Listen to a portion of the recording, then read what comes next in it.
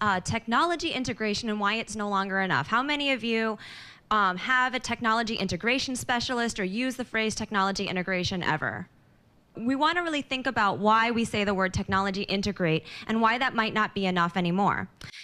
So I always start all of my conversations with the story of the three little pigs. So raise your hands again because you've all heard of that. Yes? Yeah? Uh-huh. Okay, good.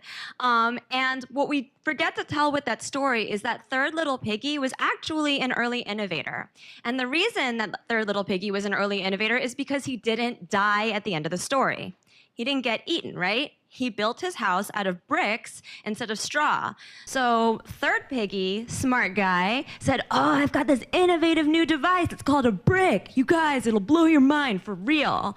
And first little piggy, let's rewrite the story, is like, oh, okay, well, I've got this straw house and these new bricks. Apparently they're the thing to do because everyone's doing it. So I'm going to get on the brick bandwagon. And he gets a wheelbarrow full of bricks. And he's like, all right, I'm going to do this. I'm going to put some bricks with my house.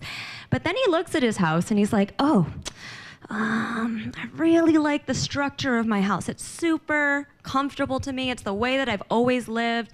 But I also want to use these innovative devices because that's what everyone says to do. So I'm going to take these bricks and I'm going to duct tape them to my house. And then that'll be using the bricks. And so why do I tell this fractured fairy tale? It's because that's what's happening, unfortunately, in a lot of our classrooms. We say, oh, yeah, I've got my literacy block. I've been teaching literature circles forever. I feel like I'm a rock star literacy teacher. And then you get some iPads or some MacBooks or some Chromebooks or whatever, what might have you. And you're like, all right, well, I've always taught literacy this way, but now I've got some technology. So I'm just going to go ahead and duct tape this technology into what I'm doing. Done! Technology integration. Bam! And that doesn't work. So we have to be really brave and really thoughtful and take the proverbial sledgehammer to the structure of our classrooms and be willing to break down or do some demolition of our straw houses, if you will. Because then you're able to rebuild from the ground up using effectively the technology and the devices that you have at hand. Don't substitute what you're doing with technology devices. If you can do it with paper and pencil just as well, it's not worth it, because an iPad cart costs about $20,000 all in for a classroom, for one-to-one. And that's a fabulous investment if used well. But if all they're doing are flashcards on a shiny screen, you could have gotten that for 99 cents from Dwayne Reed, my friend. So we really have to think about why are we using it? And that we're using it not just for technology's sake because it's cool or sexy, but because it's actually changing the game for our students and redefining it. We have to think, how are we using that tool and is it worth it? How many of you have heard of Chubby Bunny? I put a marshmallow in my mouth and I try and say Chubby Bunny.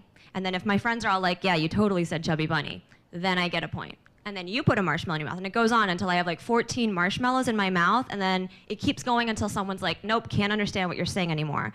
But that's a little bit, you know, maybe it's subjective, so these kids found another solution. All right, let's start off with two. Chubby Bunny. Okay, it's working, it's working. Yeah, that's great. That sounded good. Okay. 4. All right. Chubby Bunny. It's working. You think he's gonna get that? I don't think he's gonna get that. Working. Oh! Let's think about that for a second, right? You're a kid, you're playing Chubby Bunny, you've got a whole lot of marshmallows, and you're trying to put it into your mouth, and you're like, well, this is really hard. Every time I'm doing it, like he's always saying I'm losing because he wants to win. It's too much subjectivity. So then you're looking around and you're like, oh, I got one of these, or you know, maybe I've got one of these. And then you're like, light bulb, speech recognition. That's kind of individualized innovation, right? That kid problem solved. They said, here's my problem. This is too subjective. How can I use technology to solve it?